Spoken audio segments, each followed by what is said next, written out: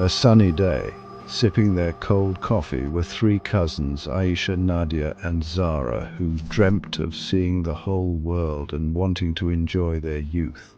They lived with a nanny from childhood as their parents were busy with their work. Often they missed their parents.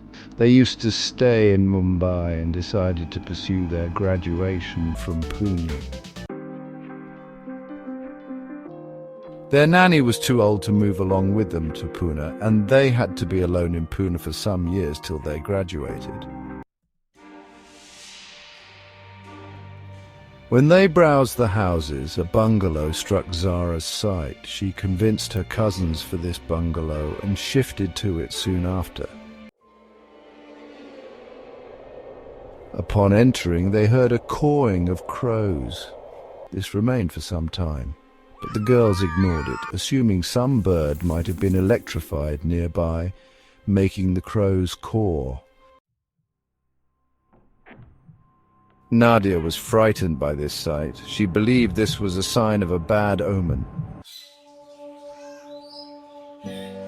The bungalow was far from their college and isolated from the city. The girls had plans to roam the city and enjoy its lovely weather, as there were 2 weeks for their college to start. They went for movies together and explored places. Every day, to their surprise, a crow was at their window. They ignored it. One day, after returning home from some shopping, an elderly lady paid them a visit. Upon opening the door, the old lady loudly said, "I see someone is watching you." The girls shunned the door on her face, assuming it was an act of luring them into some kind of money trap. With time, they started observing the presence of something near them. They began to get scared, especially when one day Nadiya said she saw a jinn in her dream.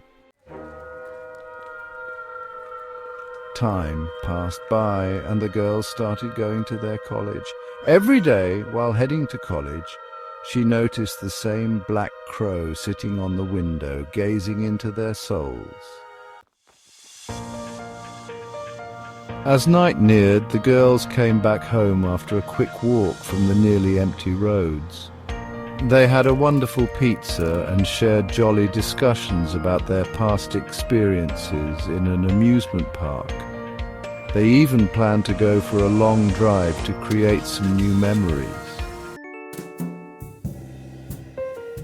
Ayesha had missed a call from her mother and called her back, while Nadiya and Zara were giggling about the girl who had spilled water on the desk while drinking in the morning. When Ayesha returned, she shared her excitement from her call earlier with her mother. Her mother mentioned that she is returning from Spain next month, and she would be taking her along with her friends to Jaipur.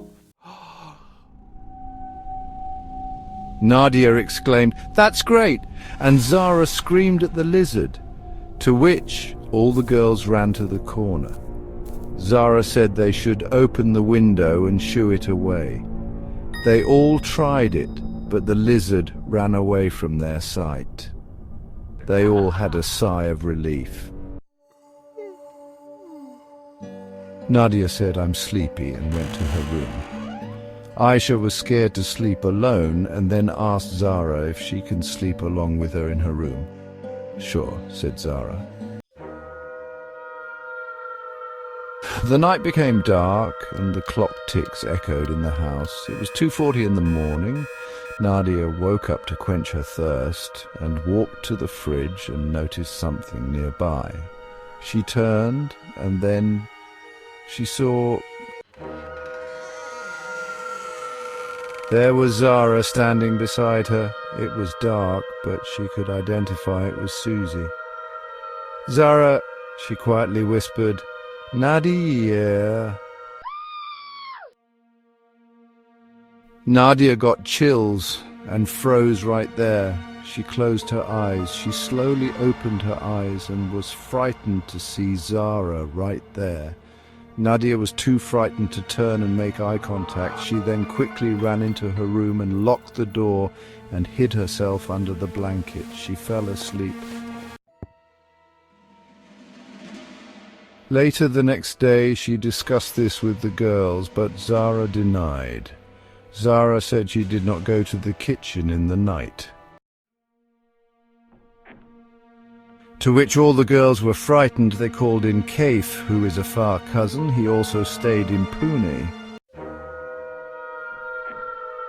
He walked in the house, quietly observing the silence, speaking tragedies of something dark and sinister. He then came across a bookshelf which spooked him completely.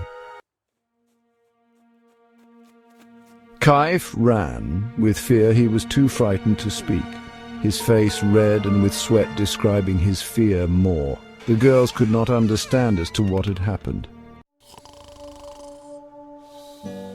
The girls slept in one room together after this had happened and often kept the lights on at night.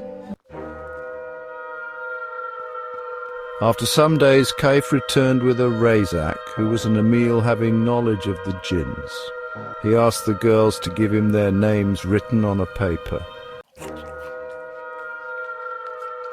Razack took the paper, swallowed it, and then asked Kaif to come and collect thorns from him.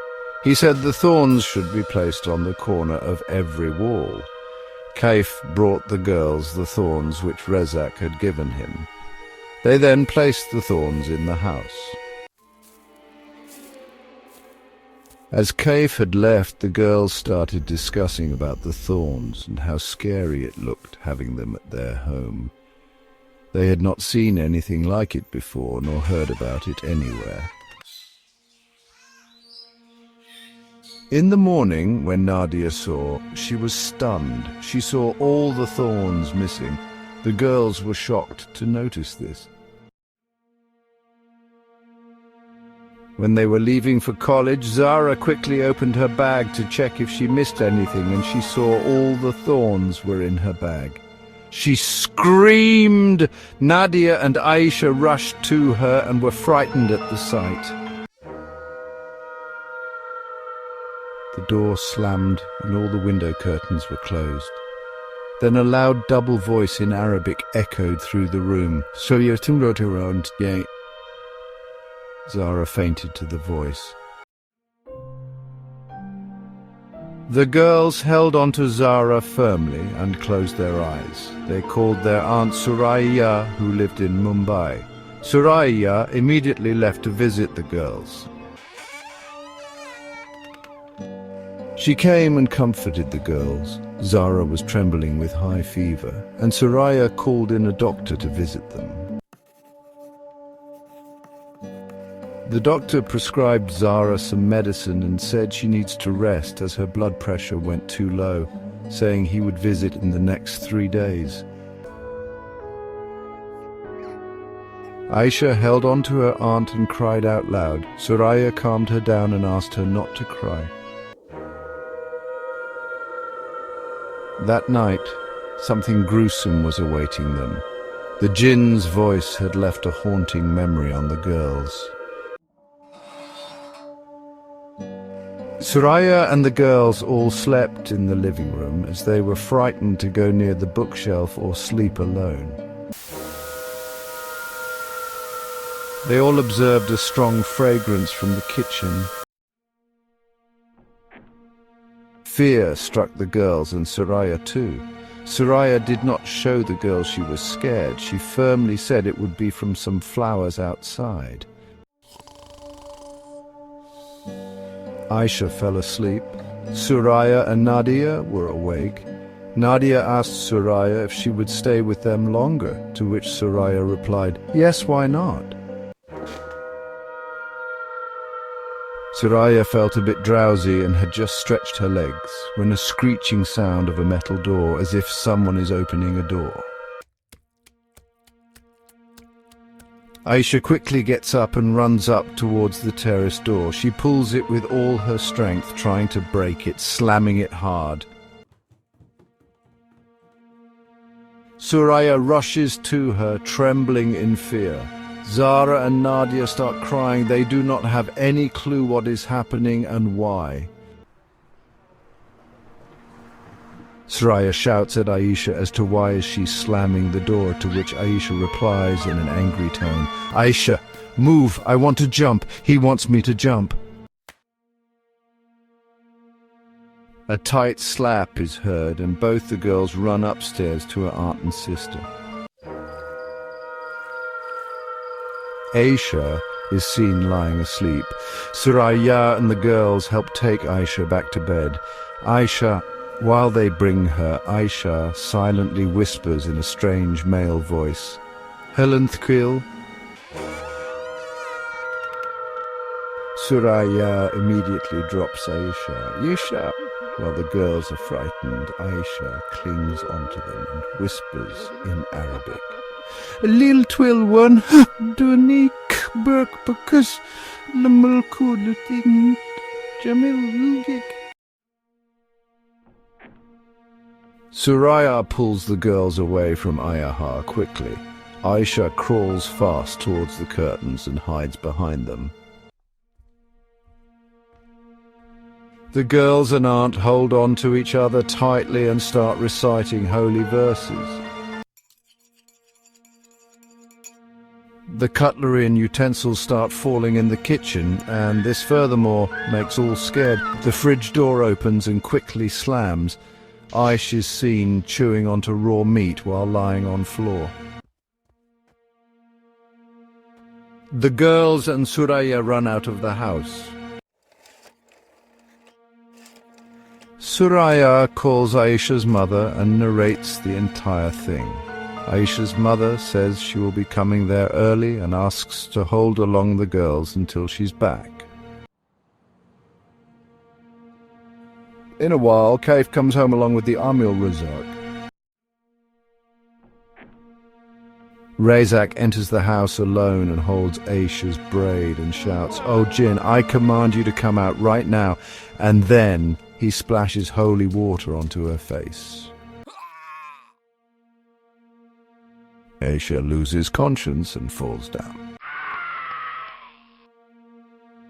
Razack yells at everyone to immediately vacate the house. Suraiyya acknowledged and said, "We will leave this place."